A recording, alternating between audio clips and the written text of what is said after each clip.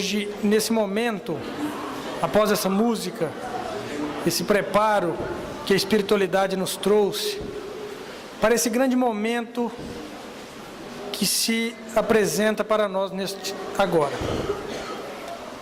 É com grande honra e com grande orgulho que nós queríamos hoje apresentar o nosso companheiro Bruno, que pode hoje ter pouca idade encarnado, mas provavelmente uma longa trajetória que ele vem cumprindo, para fazer a prece inicial. Primeiro vamos elevar o pensamento por estarmos aqui. Jesus ilumina nosso caminho, nossa família, nossa cidade, que tudo que aprendemos aqui hoje levamos para casa. Pai nosso que estais nos céus, santificado seja o vosso nome, venha a nós o vosso reino, seja feita a vossa vontade, assim na terra como no céu. O pão nosso de cada dia nos dai hoje, perdoai as nossas ofensas, assim como nós perdoamos a quem nos tem ofendido. Não os deixeis cair em tentação, mas livrai-nos do mal, que tem o reino, o poder, a glória para sempre. Assim seja. Então, neste momento, convidamos o nosso companheiro Joaquim Veloso, carinhosamente conhecido como Quincas Veloso, da cidade de Monte Carmelo, para os estudos desta noite. Lembrando que ele é de família espírita, filhos de espírita, já com 76 anos. Isso para nós é uma grande alegria, saber como que a árvore dá bons frutos. Fica à vontade, meu irmão. Inicialmente eu quero agradecer, em especial ao nosso companheiro Gabriel, por nos dar a oportunidade de estarmos conhecendo esta cidade de Bambuí. Bambuí tem uma história muito bonita, que começa ali pelo ano de 1722, onde existia aqui remanescentes ou mesmo pertencentes a um quilombo, companheiros escravos que se reuniam aqui, tendo um líder muito forte, e os índios caiapós.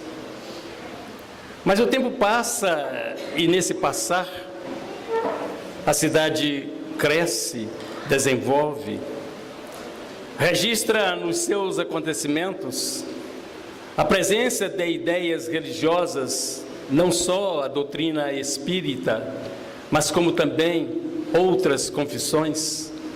E tudo isso é muito importante porque todas elas, buscando falar em Jesus, buscando ministrar aos nossos corações a necessidade de nos incentivar com a prática do bem, com o amor ao próximo e com a necessidade de entendermos os valores do próprio perdão.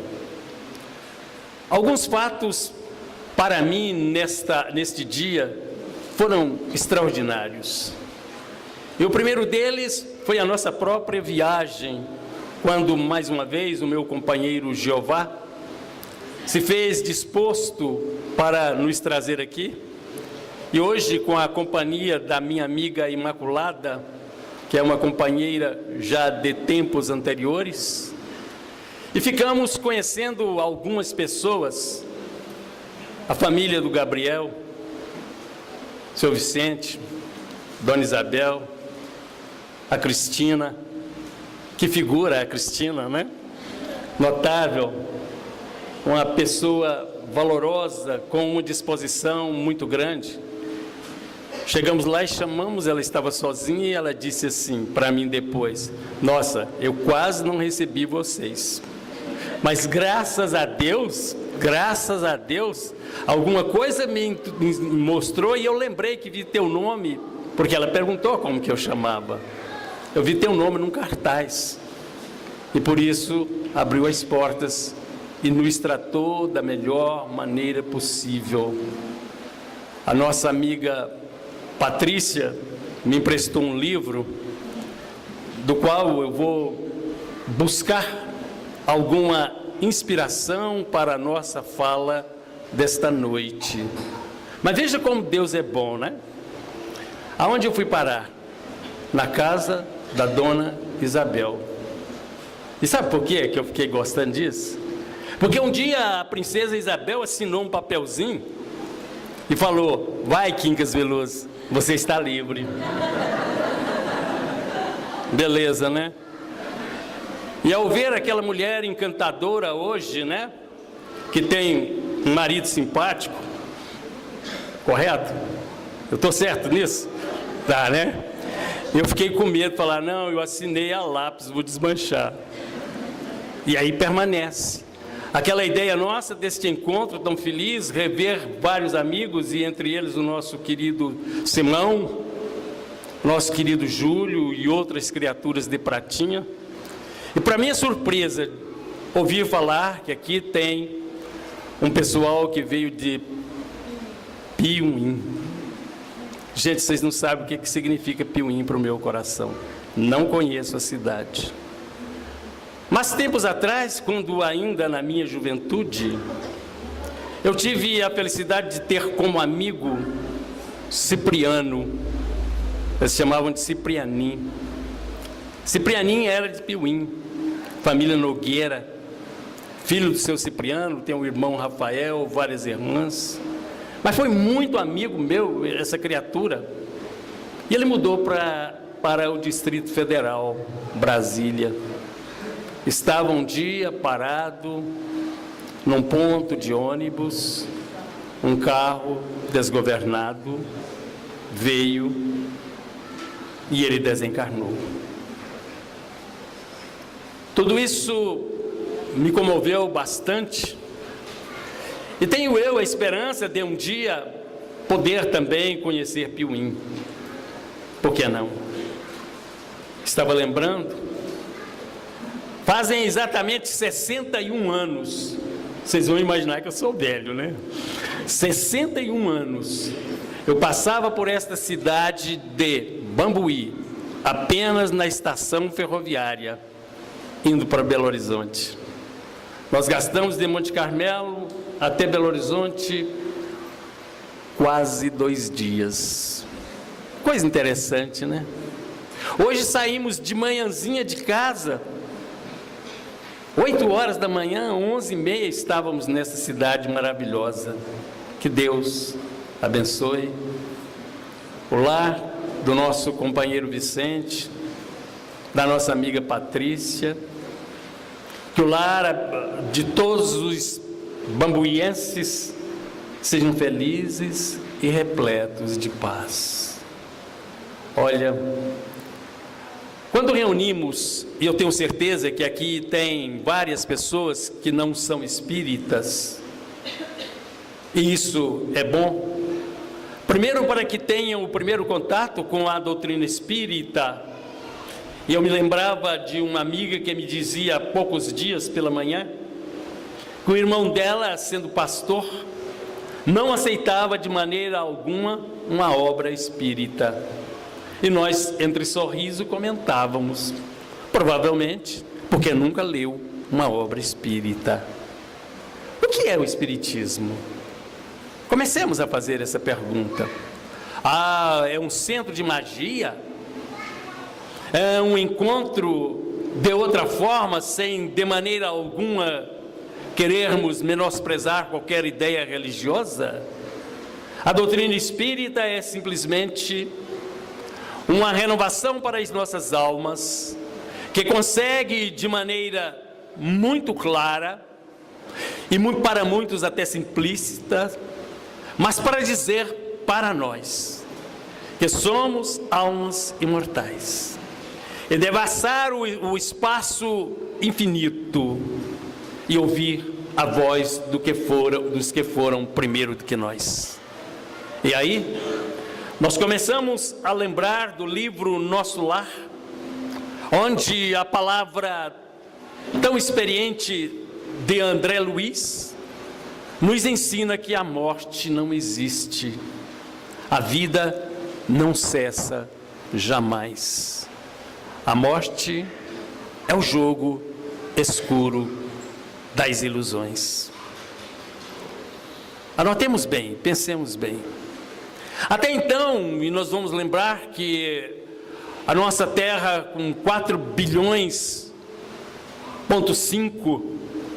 de existência do ser humano, tem buscado várias maneiras para interpretar, para entender o que significa a morte. E há um momento entre os egípcios que os faraós, no seu derradeiro ato, ou seja, em nome da sua memória, ele sabia que estava para morrer, como diz o ditado popular, mas ele então estabelecia e escolhia 40 criaturas que eram seus guardas, para que eles também morressem e partissem com ele para os resguardar depois da morte no além. Nós vamos encontrar várias ideias sobre a morte, campeando dentro da escuridão, e por isso, sem uma luz que acene para a verdade, essas criaturas passaram a entender que depois da morte haveria o suplício para aqueles que não eram religiosos e que não adotavam determinados dogmas. Estes iriam para o inferno. Aqueles outros, porque simplesmente adotaram um princípio religioso, estariam sim conduzidos aos páramos celestiais e estariam naquilo que nós chamamos de céus.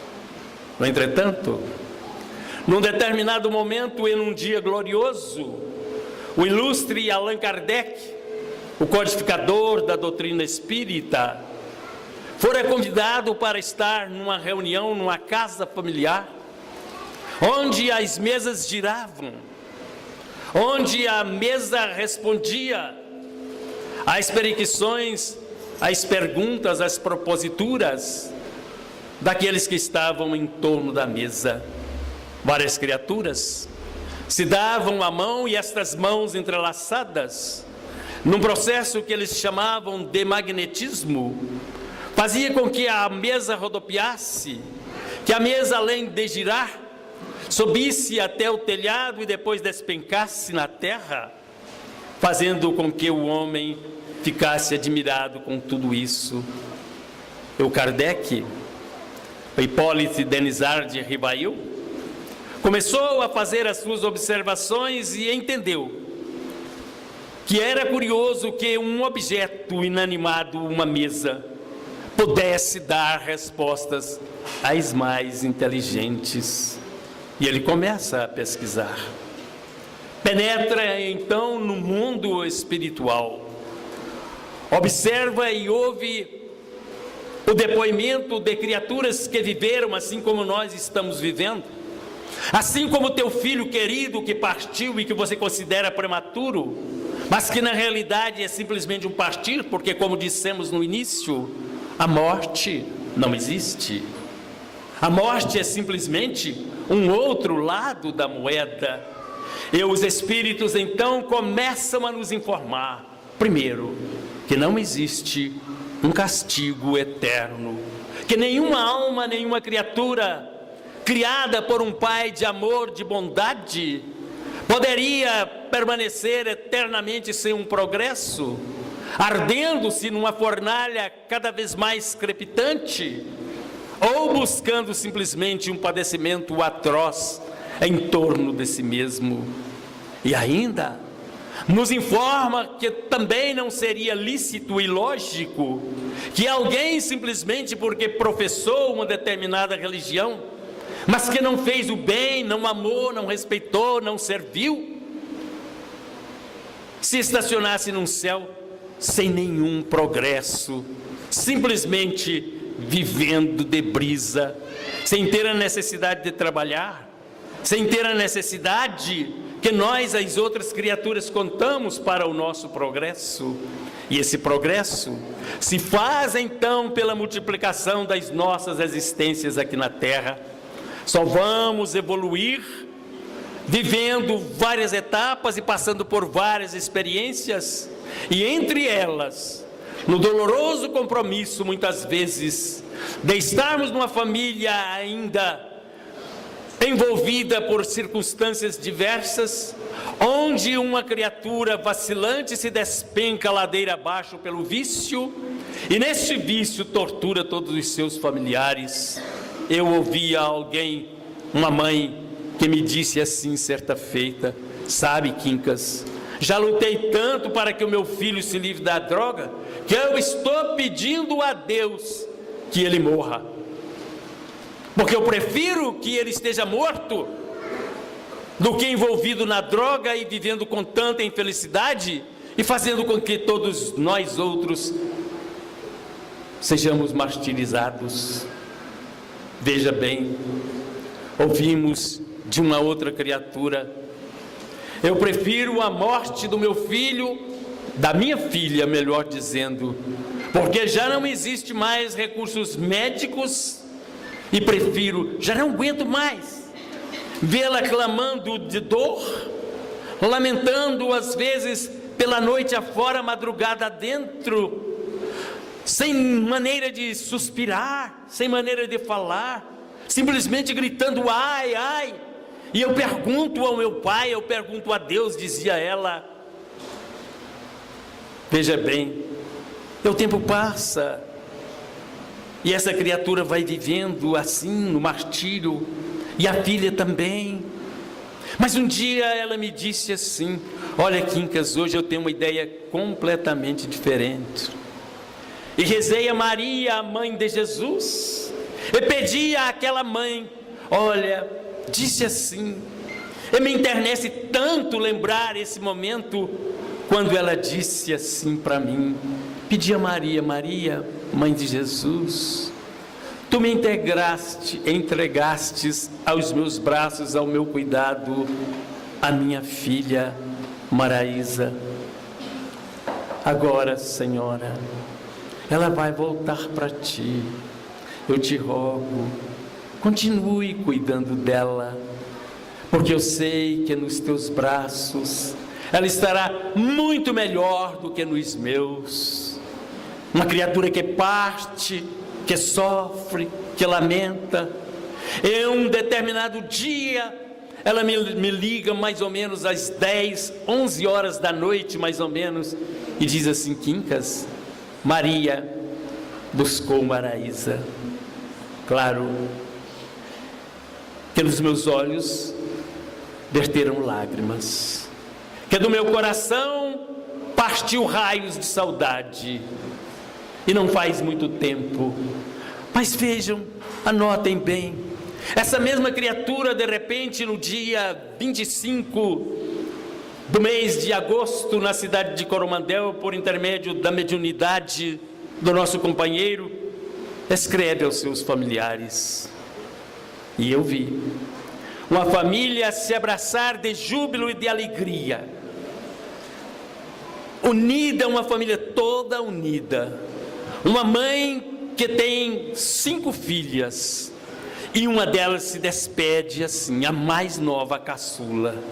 E alguém me disse: mas ela não tinha mais que permanecer aqui na terra, porque ela é tão boa, tão meiga, tão carinhosa, ela não precisa mais viver aqui na terra. E a gente encontra aqui na terra um palco tão diferenciado, onde as criaturas são de níveis os mais diferentes. É simplesmente aquele que nasceu e que jamais teve destreza em suas pernas e não pôde caminhar para a escola, mas foi carregado para a escola. E eu me lembro de Vivaldo. Vivaldo era assim, uma criatura esquelética, sem força nas pernas, e que a sua irmã, a irmã mais velha, muitas vezes, e ela me dizia agora há poucos dias, diante daquele corpo frio, que se não caminhava, se era de cadeira de roda, agora estava livre para sempre. E ela chorando me dizia assim: olha,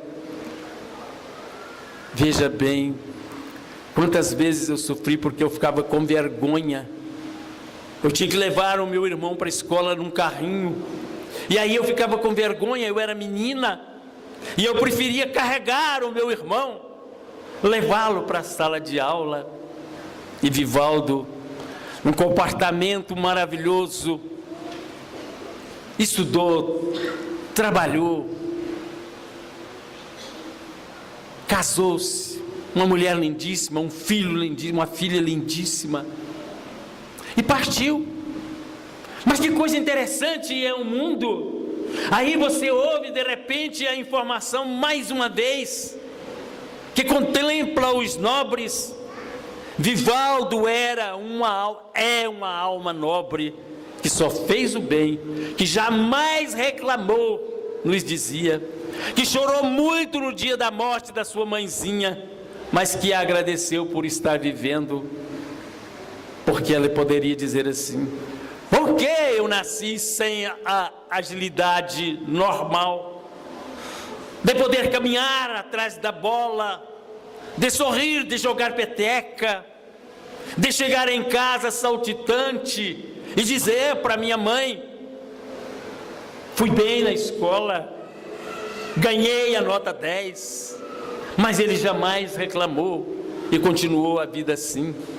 Então nós temos propostas as mais diversas, e nesse livro que nós temos em mão, na psicografia do Júlio, tem o livro que se intitula Roteiro de Luz. É o livro que me foi emprestado pela Patrícia, né, Patrícia? Então, Capacidade no Bem, é do Frederico. Gente, tem hora que a gente fica pensando tanto que os Espíritos nos auxiliam, tentam abrir as nossas cabeças, para que as nossas cabeças abertas possam fazer com que abram os nossos corações. Abrir o coração não é simplesmente para que você ame uma criatura e diga, por exemplo, a tua esposa ou teu esposo, que ele é o encanto da tua vida. Abrir o coração é primeiramente nós contemplarmos aquilo que Deus criou, o universo, e entendermos que esta obra inteligentíssima está acima de todas as nossas proposituras, de todo o nosso raciocínio, porque quando eu lembro do nascer do meu primeiro filho, que hoje está com 56 anos, bonito, meu filho bonito, vocês devem ficar admirados, né? Mas é porque puxou a mãe. E eu fico lembrando, aquela minha esposa, uma ternura em pessoa, eu diria, quase que um anjo, porque para me tolerar não é fácil, né? E quando eu vi, de repente ela chegar para mim e dizer assim: estou esperando o nosso primeiro filho. Ninguém imagina a emoção. E aí você vê a mulher que vai modificando, um ventre que vai crescendo, um olhar que vai ficando diferente, de ternura, de amor e de bondade, buscando no regaço da sua própria fimbra pessoal, abraçar esse filho que vai ficar 9 meses encostado a ela, uma gleba de amor. Que belo. E aí então, um dia, o menino nasce, o menino chora, o menino cresce, o menino corre, o menino fala papai, o menino fala mamãe, o menino pede bênção ao avô, à avó. Mas a vida é assim. Mas eu sei que apesar de todos os pesares, um dia, mesmo que seja daqui a 50 anos, ele vai deixar esse corpo, mas vai continuar meu filho, porque tudo é assim, no prosseguir das nossas existências, e provavelmente lá no plano espiritual, a gente vai se reunir, porque gente, nós não nos apartamos jamais das pessoas que amamos. Sabe esse filho que você adora, que você diz muitas vezes que ele não podia, que Deus não podia ter feito isso com você, que o levou. E alguém diz para você, não, mas ele continua vivo, e você diz assim, mas eu queria, ele era juntinho de mim. Engraçado, né? Mas ele continua juntinho com você, porque o amor é uma energia fantástica. E nessa organização de Deus nós estamos ligados uns aos outros. E quantas vezes nós dizemos assim, como eu gostaria de sonhar com meu filho, de ver meu filho, de ler uma carta do meu filho, quantas vezes eu gostaria disso? E aí o nosso companheiro, então, com o seu ditado maravilhoso, nos diz assim, muitos reclamam não poder entrar em contato direto com seus entes queridos. Olha que beleza. Alguém disse assim para mim, e sabe quem? O marido de Maraísa. Ele disse assim, hoje eu não vou lá a Coromandel, porque eu vou dar um castigo na Maraísa. Eu estou indo em todo lugar, já conversei com o Júlio, já tive em várias reuniões, e ela não veio, Quincas. Hoje eu não vou. Sabe o que aconteceu? A mãe de Maraísa foi mais a irmãzinha dela, e ela psicografou, e ela ditou uma carta. Eu liguei para ele, cheguei a Monte Carmelo, né? Liguei para ele, você não foi, mas ela foi. E veja bem, viu? Não vai ficar com ciúme não. E ela falou em mim. Gente, vocês veem a alegria que eu fiquei dela falar em mim, né? Acontece uma coisa comigo interessante. Todas as vezes que eu fico muito alegre ou muito triste, eu fico branco. Verdade, vocês estão rindo, é verdade. Então dá uma diferença muito grande, mas é uma emoção, uma coisa valorosa. Então ele diz, poderiam pelo menos sonhar, assim dizem, sem desdobramento ou no encontro no além. É o que nós acabamos de falar. Gostaria tanto de ver meu filho, tanto de falar com meu filho, tanto de abraçar, ou falar com minha mãe, falar com meu pai, falar com a esposa que partiu, falar com o irmão que partiu, falar com a esposa que partiu, como eu gostaria tanto. E ele prossegue nos dizendo, querem também, muitas vezes, orientações diretas de seus mentores, e que esse trabalho seja feito pela intuição. Isso é bom, a gente quer sim. Eu tenho o meu pai e a minha mãe desencarnados, e eu muitas vezes chego numa reunião, gostaria que meu pai falasse, e ele já comunicou algumas vezes, a minha mãe já comunicou algumas vezes, e deu uma prova tão grande de amor. Sabe por quê? Ela disse assim, eu estou feliz com os meus anjinhos de cor. Eu me senti o São Benedito. Olha que bom, né? Com aquela ternura, aquele carinho, aquela glória de viver, aquela glória da eternidade. Eu estou presente, eu gosto de você.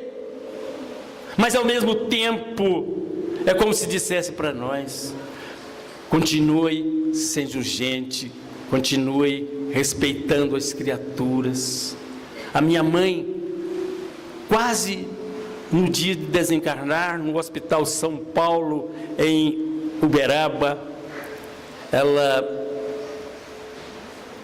mandou que eu assentasse ao seu lado, na sua cama. Colocou a mão na minha cabeça e me disse assim, meu filho, eu coloquei em ti o nome do teu pai, represente-o bem. E uma coisa, lembre sempre que a mulher que você tem que tratar verdadeiramente bem vai ser a mãe dos seus filhos. Veja nas outras mulheres como sua mãe, como suas irmãs, mas a única pessoa é sua esposa. E eu segui isso direitinho. Fizemos agora esse ano 47 anos juntos, né? Aí eu comentando, Jová, meu companheiro, disse assim para mim, Né? Para você foi uma beleza. E ela, hein, coitada? O negócio é sério, né? Então a gente fica ansioso por uma comunicação e é bom isso, não vou dizer que não é bom não. Só que deve ser sem desespero. Porque a nossa vontade de que alguém comunique conosco o nosso pensamento é uma evocação. Correto? Só que nós não podemos ficar chateados, revoltados, doloridos, porque nós vamos vir aqui na reunião cheios de esperança. Eu sei que tem muita mãe aqui, principalmente mãe, que está aguardando uma mensagem. Correto? Mas qualquer mensagem que surgir aqui de um filho é para todas as mães. Mas como assim? É um amor. Assim como você ama muito o seu filho, aquela mãe que recebeu a mensagem do filho também está no mesmo processo que você. E você deve agradecer a Deus porque ela recebeu. O fato de não lembrar o que fazemos quando dormimos não quer dizer que não encontramos com mentores que nos estimulam a caminhar na terra de acordo com os nossos ideais. Beleza. Veja bem, então nós vamos lembrar sim, né? E tem um fato interessante. Muitas e muitas vezes nossos parentes desencarnados se aproximam de nós, sim, vêm principalmente com a mãe, o filho vem dar um beijo na face da mãe, a filha vem dar um beijo na face da mãe, ela sente uma saudade imensa, mas como recorda? É aquele momento que ela recorda do menino indo pela primeira vez na escola, é aquele momento em que ela lembra da filhinha também pela primeira vez, que vestiu de forma diferente ou que calçou o sapato de saltos altos. É aquele momento que ela tem uma vontade imensa de rever, de abraçar, mas ela foi abraçada, ela reviu. E ela então, naquele momento, sentindo essa saudade profunda, e desde que não seja com revolta, porque a ausência muitas vezes leva ao desequilíbrio, certamente várias entidades protetoras, não só do teu filho ou da tua filha, mas protetoras de ti e do teu lar, te resguardam com muito carinho. Então, é necessário que nós aprendamos a conviver com a saudade, fazendo da saudade a imagem da pessoa que está ausente, e dizer muitas vezes para nós mesmos, numa oração santificada: Senhor, eu te agradeço, ó Mestre querido, ó Pai Criador, por me haver concedido, na força do teu amor, a presença desse filho querido, que para mim foi mais que uma criatura, quase que um ídolo, e que me destes por 10 anos, por 5 anos, por 6 anos, sei lá por quanto tempo, mas me deste, Senhor, agora tu o buscaste, e que ele seja feliz e muito feliz aonde estiver, e eu tenho certeza, Senhor, que nós vamos nos reencontrar. Olha que belo. E eu me lembro do depoimento de Alessandra Ávila, uma grande oradora espírita, que sempre participa também nas reuniões de julho, na psicografia, uma menina de Patos, a mãe de Heloína, a mãe de Heitor. Mas Heloína partiu, e nós diríamos, muitas vezes, precocemente, o que não é precoce, Deus sabe a hora. Heloína teve um câncer também, com 13 anos ela partiu.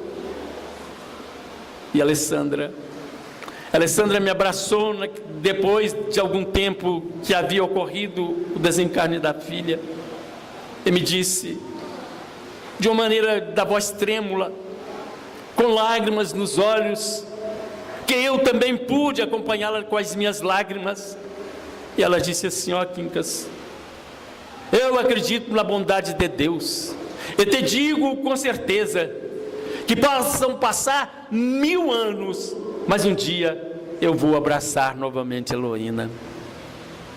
E eu disse para ela: você está enganada. Heloína já te abraçou muitas e muitas vezes. E é assim, podem ter certeza. Não é possível que todos sejam médios ostensivos com capacidade mediúnica para entrar em contato direto com espíritos. É um fato ilógico pensarmos assim, tendo em vista a fase de evolução que carregamos e as necessidades que trazemos. O chamado médium ostensivo, Kardec sustenta na introdução do Livro dos Espíritos, na introdução de número 6, que todos nós somos médiuns. Não o médium ostensivo. O médium ostensivo seria aquele, como por exemplo o nosso companheiro, que psicografa direto, aquele outro que fala, aquele outro que vê, aquele outro que cura. Mas todos nós somos médiuns. Por quê? Porque mediunidade é quando nós somos o intermediário dos desencarnados para com os encarnados. O que acontece? Muitas vezes os espíritos nos intuem, nos levam a determinadas ações para o encorajamento do bem e a prática do amor. Então, às vezes, nós amanhecemos um dia e dizemos assim: olha, a dona Abadia, que todo sábado vinha na minha casa buscar um auxílio, está desaparecida. Vem na nossa cabeça: vá lá visitar a dona Aparecida.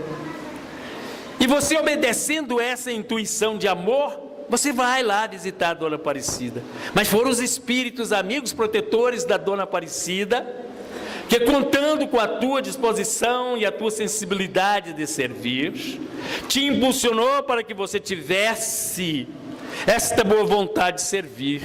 E lá vai você, e chega lá e você encontra um quadro doloroso, dona Aparecida de cama, necessitada de uma sopa, necessitada com urgência de um remédio, porque a despeito do SUS permitir que o médico lhe indicasse algum medicamento, ela não tinha nem força física, nem condição financeira para o registro e aquisição daqueles remédios tão necessários para a sua vida. E o que você faz? Vai ser intermediário então dos espíritos. Mas tem uma coisa boa, que os espíritos ainda trabalham em cima de você. Aí você de repente fala assim: puxa vida, mas eu estou tão sem dinheiro, né? Meu cheque está até vermelho. Coisa triste, né? Até vermelho. Então, e como é que eu vou fazer? Mas vou dar um jeito, eu vou comprar os remédios. Aí você lembra: vou telefonar para o fulano que é meu amigo. Vou telefonar lá em Bambuí para o seu Vicente para mandar uma nota de 50. 50 está pouco, né? Aí você pede, liga para os amigos, todos. Eu me lembro de um dia que alguém disse assim para mim: Quincas, tinha uma família altamente necessitada e eu resolvi fazer uma campanha para ajudá-la. A primeira pessoa que eu pedi era um funcionário do Banco do Brasil, Périx Salgado. Eu liguei para o Périx, falei: você me dá uma ajuda para comprar os remédios? Quanto fica a receita? Não espantem, R$262. À vista tem um desconto de 10%. Manda aviar que eu pago tudo. Eu pergunto para vocês: ele foi inspirado pelos espíritos para ligar diretamente para esse rapaz, que estava preparado para servir. Mas veja bem, há alguns momentos também que nós misteriosamente negligenciamos o convite dos espíritos para servirmos, para amarmos e para ter destreza no bem. Aí vem a ideia: poxa vida, estou lembrando da dona Maria, que vinha aqui em casa há muito tempo, não está vindo mais. Amanhã eu vou. Mas amanhã é domingo. Chega no domingo, se reúne com a família e vai comer frango caipira com quiabo. E fica quase o dia inteiro, e aí você, além da Coca-Cola, ainda bebe alguma coisinha. Ah, não, mas agora eu estou muito cansado, vou deixar para amanhã. Amanhã, chega na hora, não, amanhã eu tenho que ir ao centro, eu tenho que ir na igreja tal, eu tenho que ir depois do serviço. Não vai dar para mim ir. Beleza. Amanhã, aí você esquece. Chega sábado de novo, você tem a mesma lembrança, olha, precisa ir lá, mas não vai. Hoje tem o futebol, hoje é o final da novela, hoje eu não sei o que tem, e não vai. Aí de repente você resolve ir. Quando você chega lá, a casa está fechada. Bate. O vizinho vem e fala: o senhor queria o quê? Eu queria falar com a dona da casa. Ó, ela foi enterrada antes de ontem. É assim. Eu passei por uma experiência muito triste. Tinha uma família num bairro em Monte Carmelo, Santa Rita, e tinham 3 crianças com esse processo degenerativo. E elas gostavam muito de chocolate. Nós fomos lá uma vez e levamos um chocolate para eles e tal. Passados uns dias, recebemos um recado: olha, fulano está pedindo, se for possível, você levar o chocolate para eles. E eu mais o meu amigo, que andávamos juntos nessa época, o Luiz: vamos amanhã? Ah, hoje eu não posso. Amanhã eu não posso. Ou ele não podia ou eu não podia. Aí nós fomos lá levar um dia. Chegamos lá, batemos na porta, quase igual o que eu estou falando, gente. Isso é realidade, é uma verdade patente. Aí o rapaz veio: o senhor queria o quê? Queria trazer uma ajuda para o menino aqui, ó.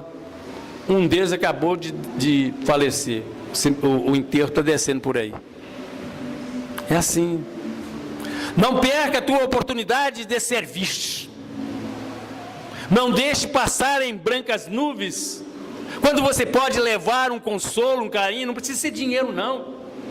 Porque muitas vezes a tua presença numa casa em que a criatura está se sentindo desprezada pelo mundo, que não se considera gente, e não se considerando gente, tem ódio, tem medo, tem depressão, tem angústia na alma, e muitas vezes inclusive se atira ao suicídio, ou se joga na droga, e que bastaria o sorriso de alguém, uma palavra amiga, um ombro à sua disposição. Mas como nós achamos difícil servir? Como? E começa dentro do nosso próprio lar, onde nós deveríamos ser o médium do amor. Ainda que não escrevêssemos o ditado dos espíritos, mas transmitíssemos esse amor, na maneira de sorrir, na maneira de falar, de cumprimentar os nossos filhos, de cumprimentar a esposa, o esposo, de lidar com os nossos pais, de receber muito bem a criatura que trabalha na nossa casa e que muitas vezes convive com os nossos filhos mais do que nós, por incrível que pareça, porque o mundo nos exige um corre-corre. É trabalho, é ganhar dinheiro, é ter carro novo todos os anos, é promover mudança no jardim à custa de muito dinheiro, é a compra de novos eletrodomésticos, são as viagens caras para o exterior,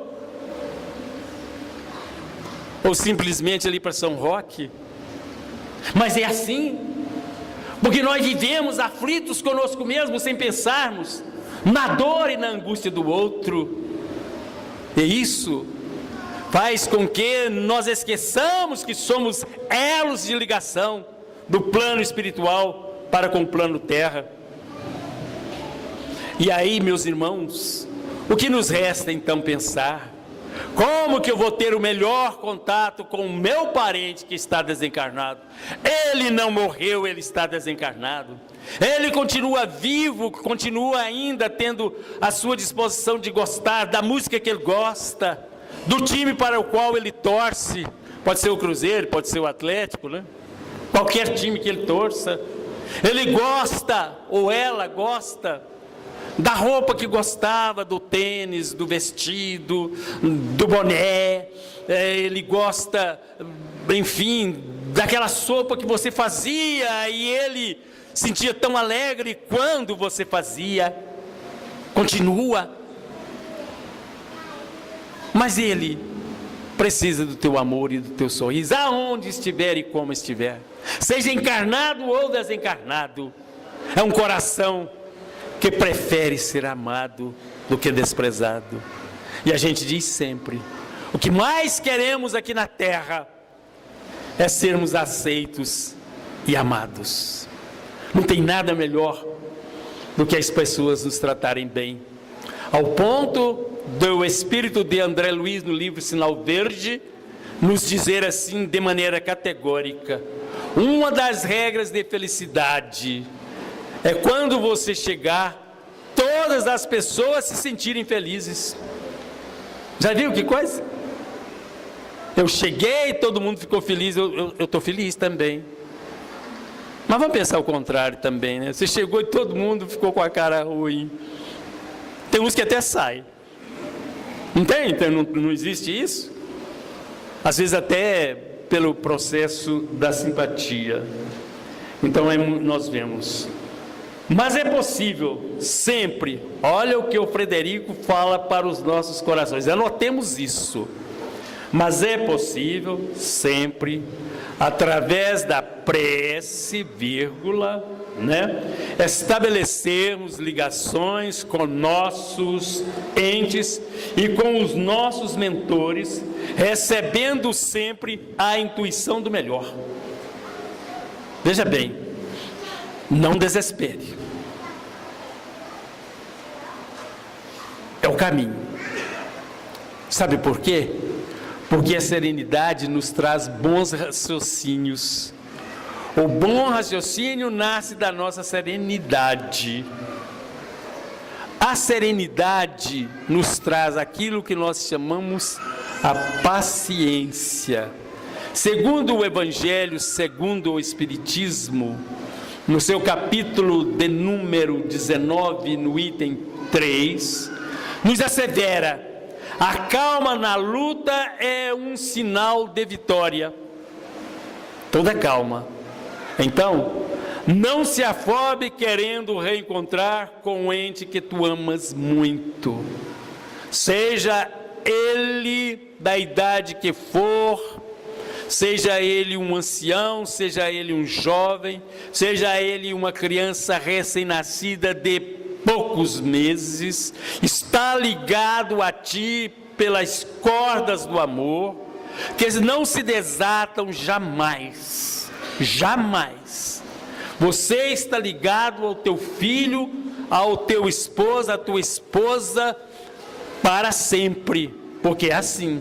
E nós vamos nos ligar a todas as criaturas, num dia em que nós aprendermos os ensinamentos de Jesus, quando Ele informa ao doutor da lei, que o mandamento maior é aquele: amar a Deus sobre todas as coisas, de todo o nosso sentimento, de toda a nossa razão, com o nosso equilíbrio, com o nosso pensar sobre as estrelas, sobre a terra, sobre o mar, de nós pensarmos do primeiro dia que nós vimos o nosso filho engateando, com uma dificuldade imensa, como se fosse um ser que jamais pudesse correr numa maratona, de nós pensarmos em Deus, observando a flor do nosso jardim, que obedecendo os impulsos do estrume, se fez em pétalas maravilhosas e perfumosas, abanadas pelo vento, de nós pensarmos em Deus, quando olhando simplesmente para o longe, principalmente como esta região que de repente você olha lá longe na montanha, e você vê outros montes, e imagina que um deles pode te levar ao céu. Só que, nesse pensar de entendermos cada vez mais o nosso Pai Criador, fica-nos também aquele impulso de entendermos também o nosso próximo, e de amá-lo. Ah, mas ele é rebelde, mas ele é filho de Deus, e um dia vai mudar-se. Ah, mas ele é um criminoso, mas é filho de Deus e um dia vai se mudar. E é exatamente por isso que nós temos múltiplas existências, vivemos várias e várias encarnações, até aprendermos a amar a Deus sobre todas as coisas, com consciência. E essa consciência é tão bonita, que nos permite avaliar aquilo que nós estamos fazendo. Agora, nós já temos a ciência e a consciência de que não podemos ferir, porque aprendemos com Jesus: quem com a espada fere, pela espada será ferido.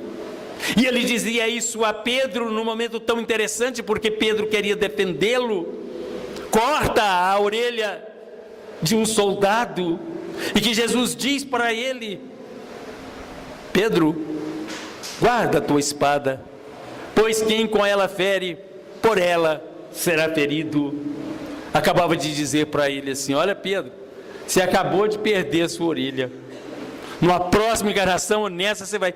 E nessa encarnação ele foi crucificado de cabeça para baixo. Então essa consciência. E depois, Jesus nos diz: amar ao próximo como a nós mesmos. Eu tenho que amar o meu próximo, eu tenho que me amar. E se eu amo o meu próximo, eu desejo todo o bem para ele. E se eu desejo todo o bem para o meu próximo, eu tenho que fazer alguma coisa para que ele seja feliz. E começa por eu não falar mal dele jamais. Eu sei que o pessoal de Bambuí não fala mal de ninguém, não é? Tenho certeza disso. Mas é tão difícil, né? Você já viu que é tão difícil não falar alguma coisinha, né? Aí você ouve vê na televisão, no noticiário, aí você fala assim: esses políticos não tem jeito mesmo. Engraçado, como se você fosse melhor do que eles. Não é assim? Então, eu disse certa feita, acho que em pratinha, e vou repetir aqui para vocês. Existia uma senhorinha, e ela tinha umas dificuldades, ela não era bem apanhada fisicamente, tinha uma protuberância muito forte nas costas, andava também meio trôpega, mas ela tinha uma inveja danada de algumas pessoas. E um dia, ela caminhando por uma praia, ela tropeça numa lanterna. Vocês já viram falar daquelas lanternas mágicas, né? Você já viu falar, né? Que você esfrega assim e sai um gênio. E estava suja de areia e ela foi limpar e saiu o gênio. Rapidinho, você tem 3 pedidos para fazer, mais rápido, faça rápido. E ela pensou, lembrou do vizinho que era fazendeiro, que saía todo dia de caminhonetona, né? E por isso ela tinha raiva dele, só porque ela tinha, as coisas ela não tinha. Ele era até educado, cumprimentava ela. Quero uma fazenda melhor do que o meu vizinho, o seu Vicente. Vá! Surgiu a fazenda, aquela bela fazenda. O segundo pedido, vá rapidinho, rapidinho. Ela lembrou da madame que morava também do outro lado, que ela também ficava com inveja, e ela cuidando das flores, regando o jardim. Ela: eu quero uma casa e um jardim melhor do que da minha vizinha ali, porque ela é muito metida. Ela pensando, vá, apareceu aquele palacete. O último pedido, vai, o Jânio falou para ela rapidinho. Ela falou: você me tire o meu incômodo. Ela pensando assim, né, nas dificuldades, queria ficar bonita. Sabe o que aconteceu com ela? O Jânio, pof, cortou-lhe a língua. Cortou a língua da coitada, porque ela vivia só falando mal dos outros. Então, gente, há uma determinação maravilhosa de Deus, de Jesus, para que possamos amar o nosso próximo. Então nós vamos repetir: mas é possível sempre através da prece, da oração, da reza, do nosso pensamento. E nós vamos então cultuar essa prece, lembrando que fazer prece não é preciso que nós tenhamos uma oração decorada e nem que seja bonita e recitada. É algo que parta sinceramente dos nossos corações. É muito bom você fazer a prece do Pai Nosso, que é universal e que os espíritos quase todos conhecem. Coisa interessante.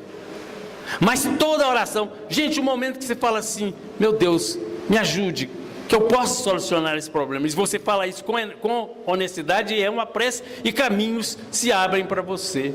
Caminhando na rua, você vê alguém trôpego, caído, que você não pode fazer nada por ele. porque tem essa circunstância. Mas você pode rezar por ele, que ele seja amparado. Olha que beleza. Então tudo isso nós vamos aprendendo. E ele diz para nós, o problema é que nunca queremos ouvir as orientações que nos chegam tão claras, pois sempre queremos ser o rebelde da vez. Nós queremos muito, né? Nossa, como eu gostaria de ter um contato quase que diário com a minha mãe, que ela falasse comigo,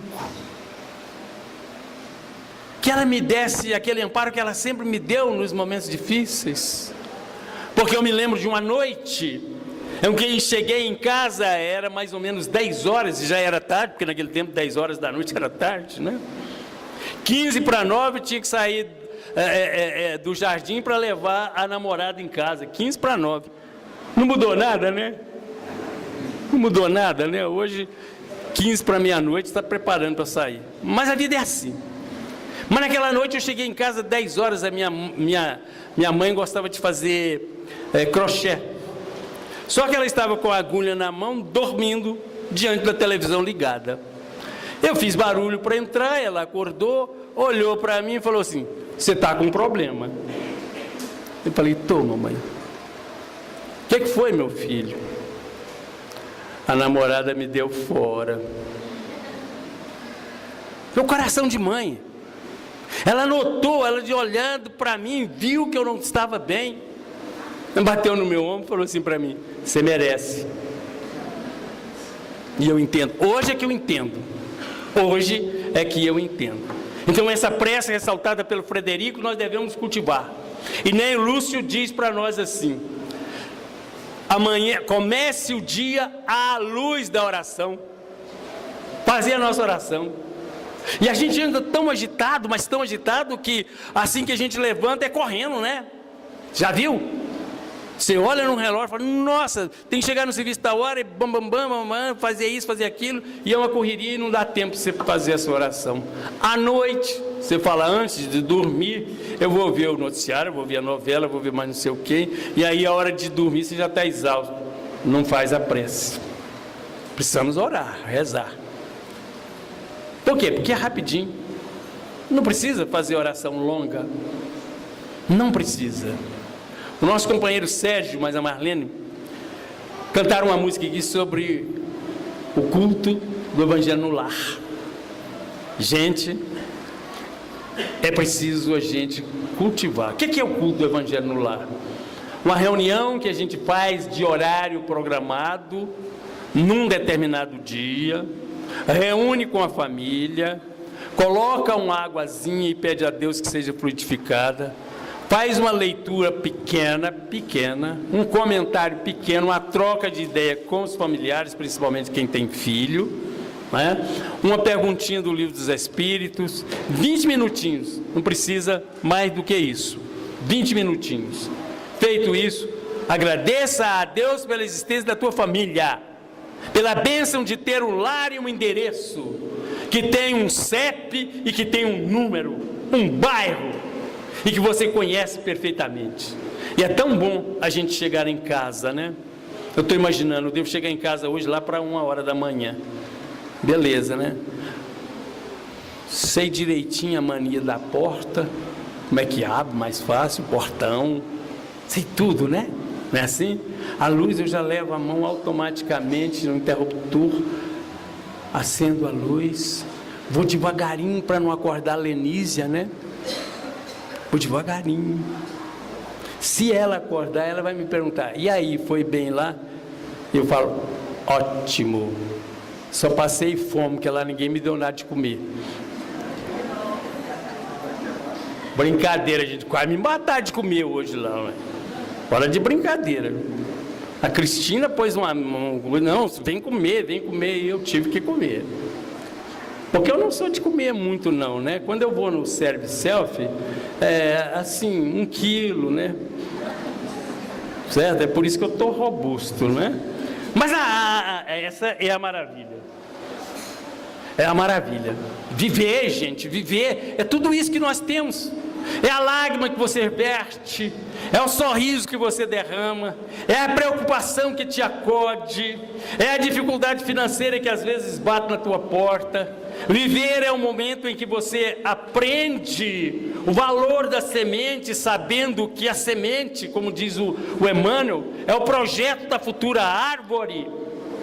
A árvore que vai crescer, que pode dar frutos ou não, mas que vai crescer, ter galhos, aquela sementinha. E você é uma sementinha que Deus escolheu, colocou no mundo, para aprender a falar. E para falar, nós precisamos falar com outra criatura, não é conosco mesmo. Muito embora, muitas vezes, tenhamos a necessidade de falarmos conosco mesmo e de nos perguntarmos: opa, o que é que eu estou fazendo da minha vida? Como é que eu estou vivendo? De que maneira eu lido com as pessoas que recebem as minhas correspondências? A correspondência da minha fala, do meu ouvir, do meu olhar. É essa beleza. Mas existem outras capacidades que não trazemos pela área mediúnica e que podemos colocar em prática no dia a dia, como, por exemplo, se aspiramos ter a psicografia utilizando as mãos para consolar, por que não as utilizamos também como forma de intermédio para fazer alimentos e doar às pessoas necessitadas? Acariciar a cabeça de um velhinho carente, poder usar as mãos para acenar para o bem, para apertar outras mãos em acordo de paz, enfim. Veja bem, nós queremos que outras mãos escrevam para nós, mas nós podemos, com as nossas mãos, pelo ditado do nosso coração, escrever e redigir páginas, telegramas, cartas, bilhetes de amor em favor das outras criaturas. De quê? Na nossa maneira de viver, nos nossos atos e na nossa forma de pensar, porque o pensamento também é vida. Quem reclama não poder ouvir, mal sabe ouvir o que tem por aí, sempre filtrando o mal e descartando o bom, usando a maledicência, trazendo a infelicidade para o próprio caminho. Gente, a página do rapaz é realmente interessante. Vocês já ouviram o Júlio falar a respeito do Frederico, que escreveu o Frederico? Vocês notaram que tem muita semelhança comigo? Ele falou assim, que o Frederico é alto, é louro. Parece, não parece? É, que beleza, né? Então essa criatura vem ditar para nós recados de tanto amor, de tanto conforto, que a gente, além de ler, precisa tentar colocar em prática no nosso dia a dia. E o nosso dia a dia está ficando extenso, mas pouco para nós, porque nós temos tanta coisa e preocupamos com tantas coisas, que nós não temos tempo nem para o próximo, nem para nós mesmos. Porque isso que nós andamos fazendo normalmente não é para o espírito, e nós somos espíritos. Nós temos que prestar atenção nisso.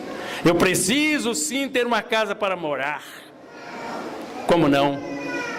Mas não é só aqui na terra, porque eu vou continuar vivendo, eu não morro. Eu não sei se vocês já ouviram uma historietazinha que diz, ela é muito simples e muito repetida, mas talvez alguém não tenha ouvido aqui, daquele cidadão que foi o grande empresário aqui na terra, que fez muita coisa, e ele desencarnou, chegou lá no plano espiritual, um amigo veio e falou com ele: agora eu vou te mostrar a sua casa, o que você construiu lá na terra para aqui, para o plano espiritual. E saíram. Passou, ele viu uma casa muito bonita, falou: ah, nossa, mas que casa maravilhosa, de quem é? Ah, aquela ali é do seu ex-motorista.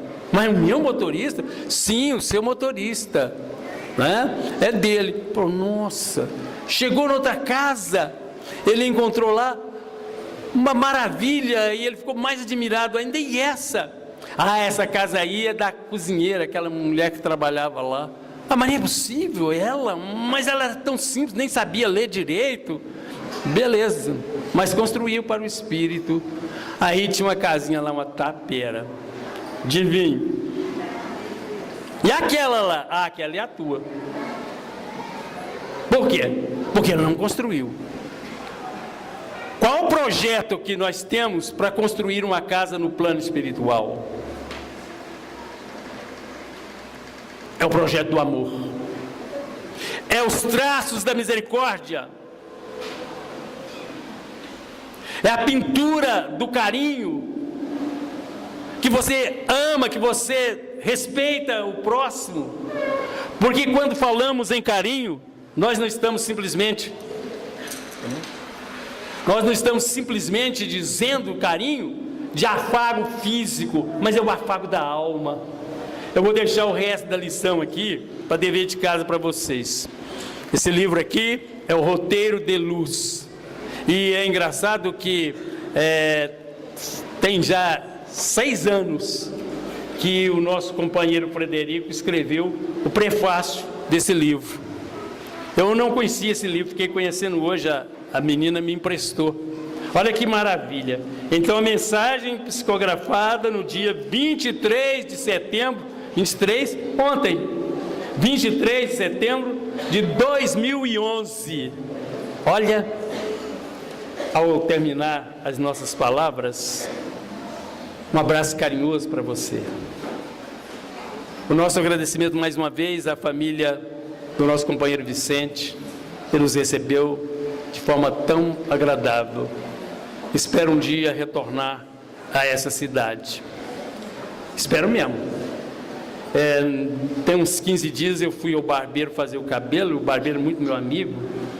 Aí ele disse assim para mim: Quincas, você vai fazer aniversário agora no mês que vem? Quantos anos você vai fazer? Eu, 76 anos. Sabe o que ele falou para mim?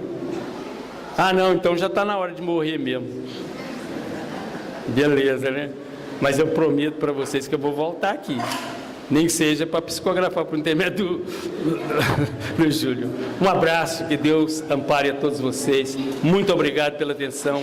Meu carinho especial para vocês. Muita luz, muito amor, muita paz. Obrigado. Obrigado.